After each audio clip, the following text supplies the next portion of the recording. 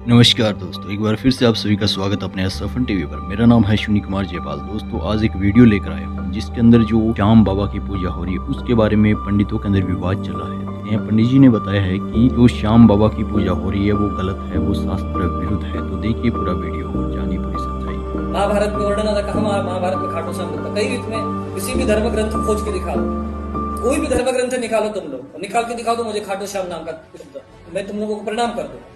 और उसमें स्कंद पुराण का वर्णन आता है, उसमें स्पष्ट लिखा हुआ है कि वो तुम जीवन भर राक्षस रहोगे।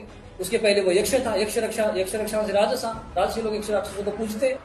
भगवत गीता में भगवान स्वयं कहते तो तुम यक्ष राक्षसों को पूजना है क्या?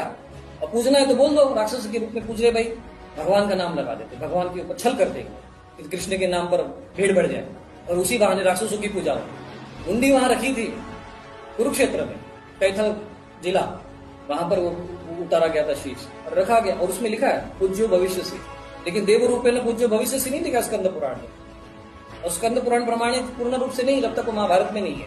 अब तुम तो पूजने वाले को तो प्रेत भी पूजे जा रहे, पिसा भी पूजे जा रहे, तो राक्षसों को भी पूजोगे क्या?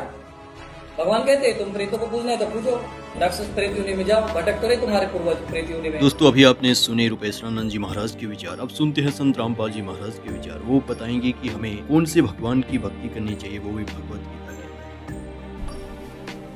श्रीमद् भगवत गीता, गीता प्रेस गोरखपुर से प्रकाशित है। जयदाल गोविंद का इसके अनुवादक हैं। ये देखो, अब गीता अध्याय नंबर 8 का और श्लोक नंबर हम 8 से शुरू करेंगे।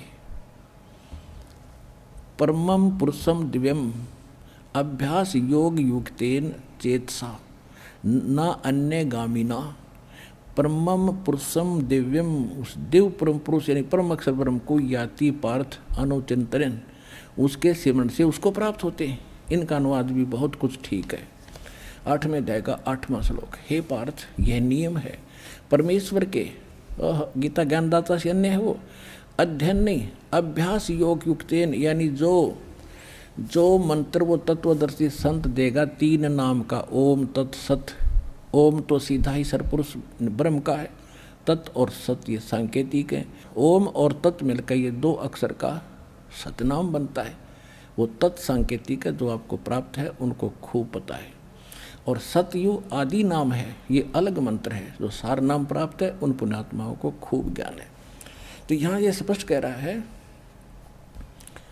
कि उस मंत्र के अभ्यास से, ये योग न ध्यान का इसमें मतलब है नहीं, ये तो हठ योग को ध्यान मानते नहीं। इसका संस्कृत मूल पाठ क्या कह रहा है देखिए, अभ्यास योग युक्तेन, ध्यान नहीं, अभ्यास यानी उस नाम के सुमरण की युक्ति से, उससे लगन से, दूसरी ओर न जाने वाले मन से, यानी किसी और भक्ति में फिर कति ध्यान नहीं जावे, केवल वही भक्ति करे निश्चित से। अनुचिंतन, निरंतर चिंतन करता हुआ परम दिव्यम पुरुषम याति है। परम पुरुष, परम दिव्य पुरुष यानी उस परम दिव्य परमेश्वर को प्राप्त होता है। गीता ज्ञान दाता से अन्य है वो परम अक्षर ब्रह्म, और वो सच्चिदानंद घन ब्रह्म जिसका 3 मंत्र का जाप है, उसको प्राप्ति कर, उसकी शरण में जाने को गीता ज्ञान दाता कह रहा है। अब आगे देखो, 8वें अध्याय का 9वां श्लोक हम फिर पढ़ेंगे। 8वां तो पढ़ लिया, 9वें फिर इसमें परमात्मा का नाम भी लिखा है, लेकिन ये विषय अलग हो जाएगा, अब यहाँ करेंगे। जो कवियम सर्वे कर दिया, कवियम ये लिखना था, जो कबीर देव है अनादि, सबके नियंत्रता, सूक्ष्म से भी अति सूक्ष्म, सबके धारण पोषण करने वाले, अचिंत स्वरूप और सूर्य के सदृश चेतन।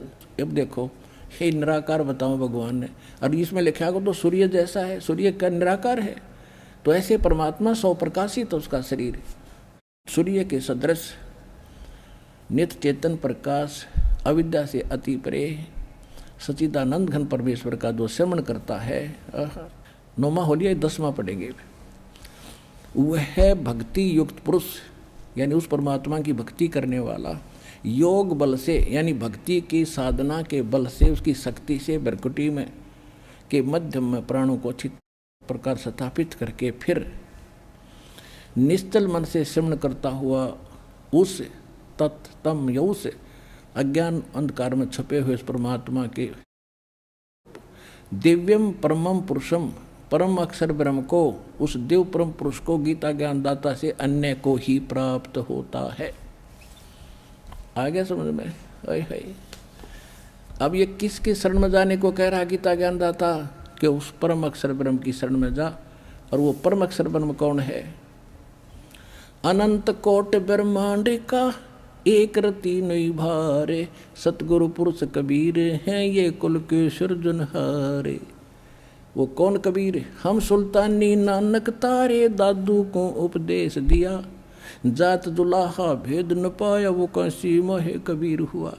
ही is God, Kabir is the weaver name of God. वो कबीर दुलाहा है उस परमात्मा का नाम।